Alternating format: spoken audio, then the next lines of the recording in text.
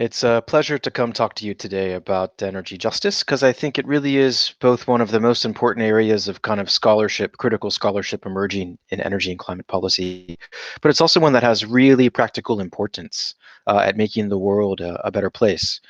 I'm often asked, especially in communities of the physical and natural sciences or engineering, why do electrons have anything to do with ethics? Why does justice belong on the agenda alongside things like barrels of oil or the study of low carbon transitions? And to me, the case for justice is actually pretty simple to make. And it starts with kind of the notion that our global energy system, because it is embedded in a global capitalist system that isn't fair and equal, that sees huge consolidation of wealth and a sobering array of externalities, costs, and injustices. The global energy system reflects that. And it can kind of entrench pre-existing inequalities that have existed for hundreds of years or even thousands of years.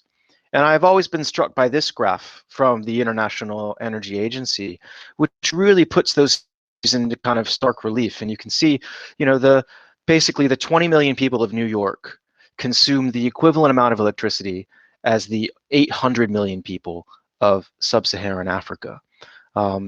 Which is a hugely important issue, given that electricity is needed not just for hot showers and cold beers, but for things like education, life-saving refrigeration, medical services, and a whole variety of other things that enable humanity to flourish and kind of achieve its capabilities. But it's not just because the energy system can reflect inequalities. It can also create new inequalities. And I think a really compelling example here relates to something that I'm amazed isn't more discussed. It relates to how people use energy in the home, and it especially relates to how most people in the developing world cook food or use energy in their houses when they are trying to generate heat. And here there is a monumental challenge with what's been called indoor air pollution, basically death from the smoke that comes from people's cook stoves. And if you can see here in this graphic, which is one of the most depressing you'll probably see, because it talks about how people die, they've taken estimated morbidity and mortality associated with indoor air pollution and have quantified that it could be as high as 4 million premature deaths a year.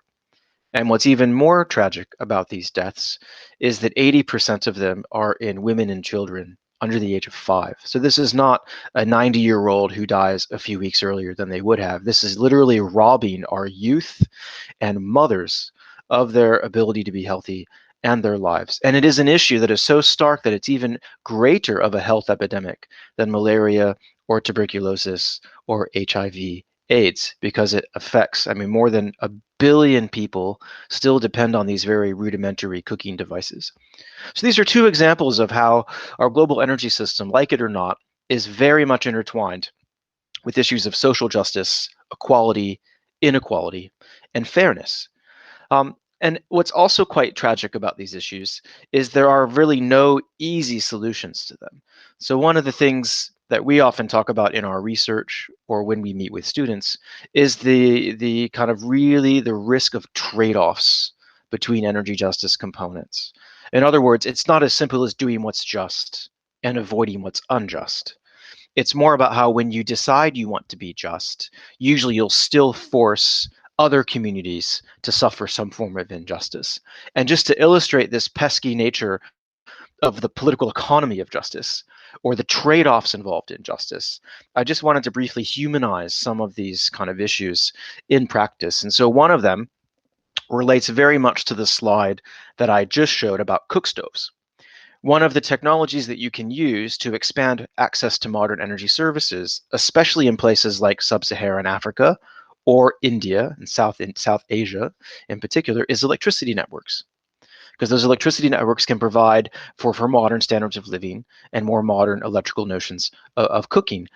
And yet, in places like India, their electrification efforts have really been kind of buttressed by coal and the expansion of coal-fired power. And to keep costs low, because poor communities need to pay for coal electricity in ways that aren't prohibitive to them, the Indian coal sector relies on child mining.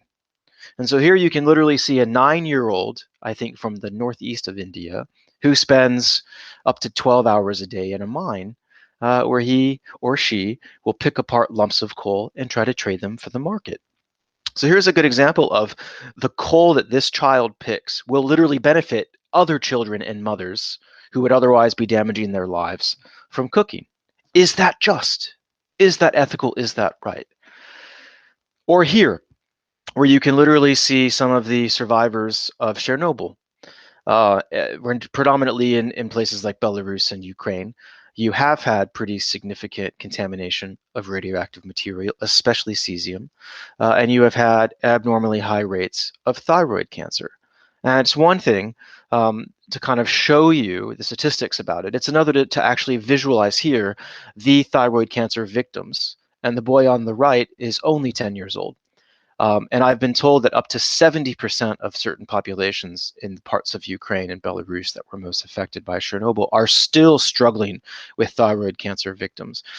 This photograph was not taken in 1986. It was taken in 2010, which means that the child here on the right developed his thyroid cancer in our recent generation, not at the time of the accident.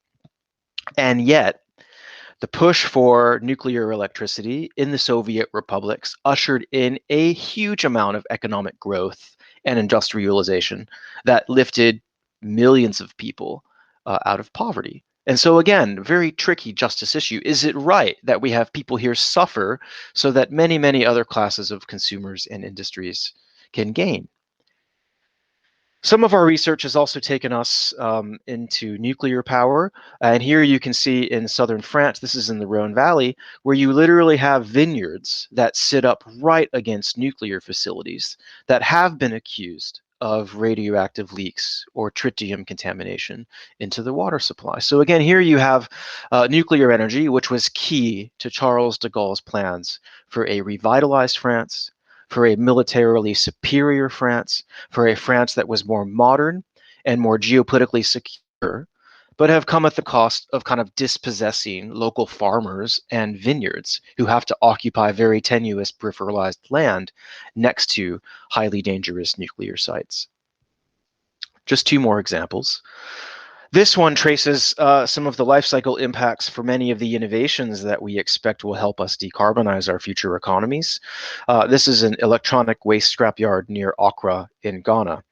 And here, these are the low-wage workers, many of them migrants, many of them internally displaced persons, and some children are involved here in scrapyard collecting, who are literally working up to 20 hours a day to help process many of the waste streams that come from electric vehicles, solar panels, batteries, in-home displays for smart meters, and other types of electronic appliances, which save labor and have also helped kind of bridge the digital divide across the global north and the global south. So all of us want more internet.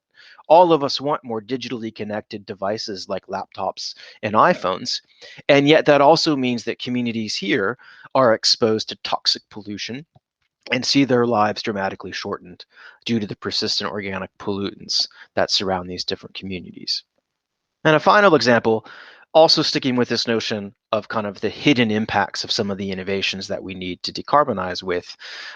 This shows you a young cobalt miner in the Democratic Republic of the Congo, which is a very large country in the middle of Africa. The DRC has about 60% of the world's current cobalt market supply, at least for raw cobalt, before it is processed and refined, usually in China.